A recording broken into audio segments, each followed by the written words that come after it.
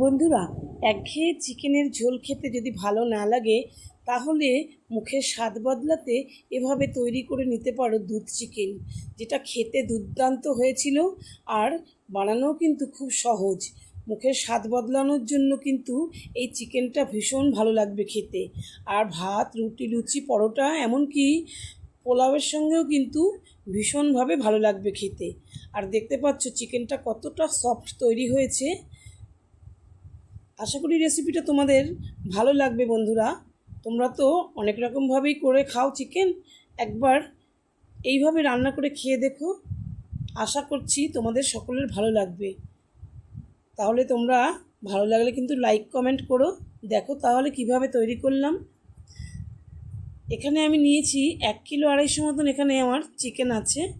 খুব ভালো করে ধুয়ে নিয়েছি পেঁয়াজ বাটা, টক দই, আদা বাটা আর রসুন বাটা। এটা দিয়ে আমি প্রথমে চিকেনটাকে ম্যারিনেট করে রাখবো। ম্যারিনেট করে আমি আধ ঘন্টা রেখে দেব। এখানে পেঁয়াজ বাটা দিয়েছি, 2টো পেঁয়াজ আমি বেটে নিয়েছি। তার সঙ্গে দেখো 1 বাটি টক দই দিয়ে দিলাম। আর তারপরে দেব রসুন বাটা আর আদা বাটা। এর সঙ্গে দিয়ে দেব কিছুটা নুন। এখন নুন কিছুটা দিলাম, পরে আবার দেয়া যাবে। আর দেবো একটুখানি কাশ্মীরি লঙ্কার গুঁড়ো। আমি একদমই কালার ছাড়া তৈরি করছিলাম, তো কাশ্মীরি লঙ্কার গুঁড়োটা সামান্য একটু দিলাম, একটু কালারের জন্য। তো আর আমি কিছু হলুদ বা অন্য কিছু ব্যবহার করব না। খুব ভালো করে আমি এটাকে মেখে ম্যারিনেট করে আধ ঘন্টা রেখে দিয়েছিলাম। আমার সময় কম ছিল, তোমরা কিন্তু এটা 1 ঘন্টাও রেখে দিতে পারো সময় থাকলে। 1-1.5 ঘন্টা রাখলে আরও ভালো মাংসের মধ্যে মিশ্রণটা ঢুকে যাবে। এবার একটা মশলা দেখো করছি। নিয়েছি কিছুটা কাজু বাদাম, কিছুটা নিয়েছি চারমগজ 2 টেবিল চামচ মতন, আর নিয়েছি 1 টেবিল চামচ পোস্ত। আমি আমার পরিমাণ মতন নিয়েছি। তোমরা তোমাদের মাংস বুঝে তোমরা কমিয়ে বা বাড়িয়ে নিতে পারো।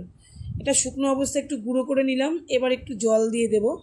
জল দিয়ে এটাকে একটা স্মুথ পেস্ট বানিয়ে নেব। কিন্তু আমি কাঁচা লঙ্কাটা দিতে ভুলে গিয়েছিলাম। এবার আরেকটু বাটতে হবে। তো কাঁচা লঙ্কা এখানে 5টা কাঁচা লঙ্কা কুচিয়ে নিয়েছিলাম। আর লঙ্কাগুলো খুব ঝাল, তাও আমি এটাকে পেস্ট করে নিলাম লঙ্কা দিয়ে। এবার দেখো গোটা গরম মশলা, সাদা জিরে, তেজপাতা আর শুকনো লঙ্কা কড়াইতে কিন্তু আমি রিফাইন তেল গরম করে এগুলো দিয়ে দিলাম। আমি কিন্তু আজকে সর্ষের তেলে রান্নাটা করছি না, রিফাইন অয়েলে করছি। তোমরা চাইলে সর্ষের তেলেও করতে পারো।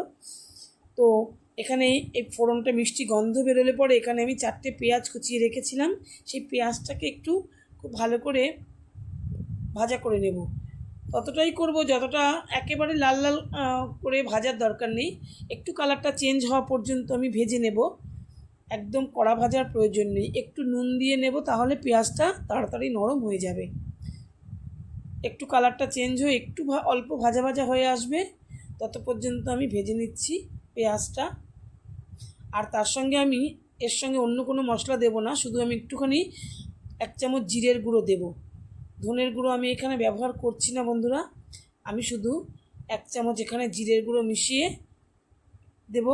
আর তার আগে আমি একটু রসুন আর আদা দিয়ে দিলাম, যেহেতু রসুন আর আদা আমি দিয়েছিলাম আগে বাটা আর ম্যারিনেট করার সময় মাংস।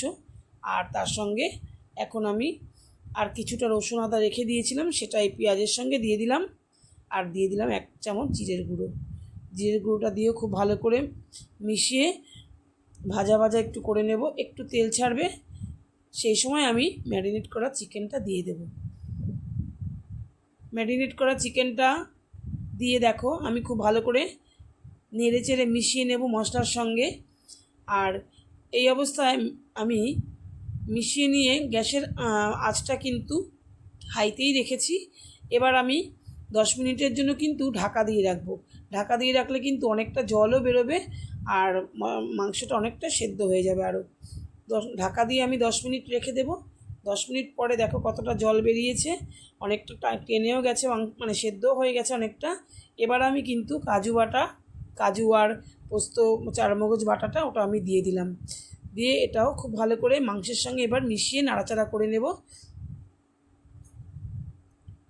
এটা যতক্ষণ পর্যন্ত কাজুর কাঁচা গন্ধটা না চলে যায় ততক্ষণ পর্যন্ত আমি, সুগন্ধ একটা না বেরোনো পর্যন্ত ওটাকে করে নিলাম। কষিয়ে নিলাম।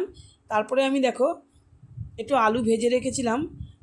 আমার তো মেয়ে আর বরের একটু মাংসে আলু না হলে তাদের চলে না, তাই একটু আলু দিয়ে দিলাম, ভাজা আলু।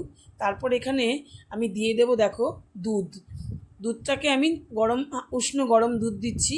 জলের পরিবর্তে আমি দুধটা দিলাম বন্ধুরা। এখানে তো আমি ওই আমুল দুধ গুলে দিয়েছি, লিকুইড মানে জলের মধ্যে গুলে দিয়েছি। তোমরা চাইলে প্যাকেটের লিকুইড দুধও ব্যবহার করতে পারো। এবার আমি এটাকে আবার একটু ঢেকে রাখবো আলুটা আর চিকেনটা আর একটু সেদ্ধ হওয়ার জন্য। তারপরে দেখো হয়ে গেছে প্রায়। এবার আমি একটু ঘি গরম মশলা দিয়ে চিকেনটা আমি নামিয়ে নেব। আশা করি রেসিপিটা তোমাদের বন্ধুরা ভালো লেগেছে। এতক্ষণ পর্যন্ত ভিডিওটা দেখার জন্য তোমাদেরকে অসংখ্য ধন্যবাদ। ভালো থেকো সকলে।